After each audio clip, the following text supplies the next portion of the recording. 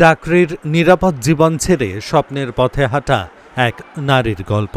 রান্নাঘরের ছোট্ট উদ্যোগ থেকে গড়ে তুলেছেন ক্ষুদ্র শিল্প কারখানা। নীলফামারীর সৈয়দপুর উপজেলার কামারপুকুর ইউনিয়নের বক্সাপাড়া গ্রামে গড়ে উঠেছে প্রিমি ফার্ম নামে একটি খাদ্য প্রক্রিয়াজাতকরণ কারখানা। প্রতিদিন সেখানে তৈরি হচ্ছে গরুর মাংসের আচার, জলপাই, চালতা, তেঁতুল, রসুন, টমেটো সহ ২০ ধরনের আচার। আর পুরো উদ্যোগটির নেতৃত্বে রয়েছেন ২ সন্তানের জননী উম্মে তসলিমা আক্তারি। উদ্যোক্তা হওয়ার পথচলায় রেস্টুরেন্ট সহ একাধিক ব্যবসায় ব্যর্থতাও এসেছে, তবে থেমে যাননি তিনি। স্বামীর উৎসাহে ২০২৫ সালের জানুয়ারিতে বাড়িতেই শুরু করেন গরুর মাংসের আচার তৈরির কাজ। সামাজিক যোগাযোগ মাধ্যম ফেসবুকে প্রচারণা চালাতেই বাড়তে থাকে পরিচিতি ও চাহিদা। পণ্যের গুণগত মান নিশ্চিত করতে প্রতিটি ধাপে মেনে চলা হয় স্বাস্থ্যবিধি।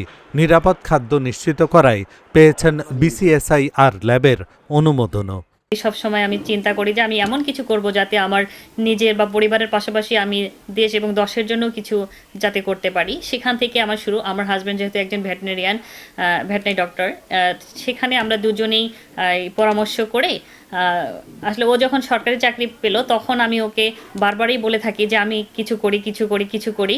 সে শুরুর দিকে সাপোর্ট না করলেও পরে বলছে যে ঠিক আছে, তাহলে এমন কিছু করি যাতে আমরা সমাজের জন্য কিছু ভূমিকা রাখতে পারি। এজন্য আমরা গরুর মাংস নিয়ে কাজ শুরু করি।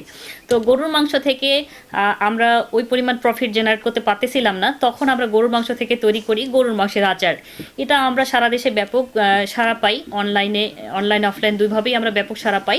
যখন এই আচার শব্দটা আসলো তখন আমার যেহেতু গরুর মাংসের আচারের চাহিদা ব্যাপক, তখন এই আচারের সাথে রিলেটেড আচারগুলো সবাই চাওয়া শুরু করলো। তখন আমি অন্যান্য আচারগুলো শুরু করলাম। ধারাবাহিকভাবে আমার কাছে এখন ২০ আইটেমের আচার রান্না হয়। একসময় বাড়ির রান্নাঘরের সীমা ছাড়িয়ে গড়ে ওঠে তসলিমার ছোট্ট কারখানা। বর্তমানে সেখানে কাজ করছেন ২৫ জন শ্রমিক, যাদের অনেকেই এই আয়ের উপর নির্ভর করেই চালাচ্ছেন সংসার।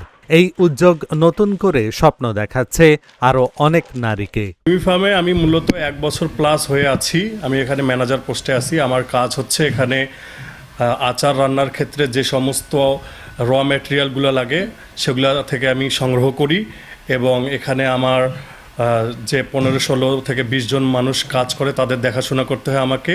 আমি এখানে নতুন জয়েন করছি। আগে বগুড়ায় চাকরি করতাম, সেখান থেকে চাকরি ছেড়ে দিয়ে এখানে নিজের এলাকার মধ্যে কোম্পানি জানা পাইছি, আচার কোম্পানি। এখানে আমাদের নিজের লোকেরা কাজ করে, তারা আমাকে বলছে যে এখানে নতুন কোম্পানি হয়েছে, আসো। আমি ওখানে চাকরি ছেড়ে দিয়ে এখানে নতুন জয়েন করছি। ৮ থেকে ১০,০০০ টাকা বেতন, এতে আমার সংসার ভালো চলে। আমি এখানে রাঁধুনির হেল্পার হিসেবে কাজ করি ৬ মাস যাবত। তা আমার স্বামী হচ্ছে অটো ভ্যান চালায়। আমার ৩টে মেয়ে আছে, আমি মেয়েদের মাদ্রাসায় পড়াই। তা আমার স্বামীর একা দিয়ে হয় না, তাই আমি এখানে কাজ করি, কিছুটা সঞ্চয় করতে চাই যেন আমার মেয়েদের ভবিষ্যৎ ভালো হয়। সেই জন্য আমি গত ১ বছর ধরে রাঁধুনির কাজ করি। আমি এখানে যা বেতন পাই আমার সংসারের উন্নতির জন্য, আর এই কোম্পানিটা যেন আরও বড় হয়, আরও ১০ জন লোক কাজ করতে পারে। তসলিমার এই উদ্যোগ নারী স্বাবলম্বিতারও অনন্য উদাহরণ। একজন নারীর সাফল্যের সঙ্গে বদলে যাচ্ছে আরও অনেক পরিবারের জীবন ও জীবিকা, বলছেন বিসিক শিল্প কর্মকর্তা। উম্মে তসলিমা আক্তারি মাংস থেকে শুরু করে বিভিন্ন ধরনের আচার তৈরি করেন। প্রায় তার সেখানে ১৮ থেকে ২০ প্রকার আচার তৈরি হয়, এবং তার আচার অনেক সুস্বাদু। অনলাইনে অফলাইনে দুইভাবে তিনি বিক্রি করে থাকেন। তার আচারের সুনাম রয়েছে, এর কারণে তার আচার বিক্রিও হয়। তবে আমরা প্রত্যাশা রাখছি যে তার আচারের পণ্যটা তার কীভাবে আরও বেশি বিক্রি করা যায়, কীভাবে প্রচার করা যায়। বিসিক থেকে আমরা বিভিন্ন ধরনের উদ্যোগ নিয়ে থাকি, যেমন তাকে আমরা আমন্ত্রণ জানাচ্ছি আমাদের মেলাগুলোতে। এছাড়া আমাদের অনলাইন পেজ রয়েছে, সেখানে আমরা বুস্টিংয়ের মাধ্যমে প্রচার করে থাকি, বিনামূল্যে পণ্যগুলো প্রচার করে থাকি। আমরা আশা রাখি যদি আমরা এখানে তার পণ্যটাকে প্রচার করতে পারি, পণ্যের প্রচারটা আরও বেশি হবে, এবং বিভিন্ন মেলা থেকে শুরু করে অন্যান্য বিভিন্ন ক্রেতার কাছে কিভাবে তার পণ্যটাকে পৌঁছানো যায় সেই বিষয়গুলো নিয়ে আমরা কাজ করে থাকি। ইনশাআল্লাহ তাকে আমরা সহযোগিতা করব।